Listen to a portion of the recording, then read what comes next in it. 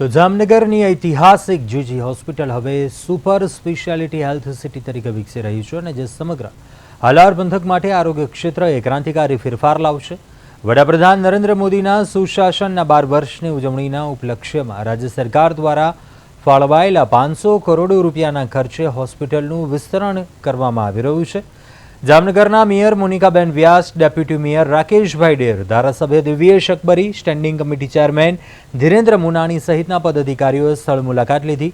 નવા આયોજન પ્રમાણે હોસ્પિટલની બેડ ક્ષમતા હાલના 1800થી વધારીને 3000 કરવામાં આવશે, જે દર્દીઓ માટે મોટી રાહત સમાન હશે। આ ઉપરાંત આઈસીયુ બેડની સંખ્યામાં પણ 3 ગણો વધારો કરીને 225 કરવામાં આવશે। પદાધિકારીઓએ કામગીરીની પ્રગતિની સમીક્ષા કરી અધિકારીઓને નિર્દેશ આપ્યો કે પ્રોજેક્ટ સમય મર્યાદામાં અને ઉચ્ચ ગુણવત્તા સાથે પૂર્ણ કરવામાં આવે।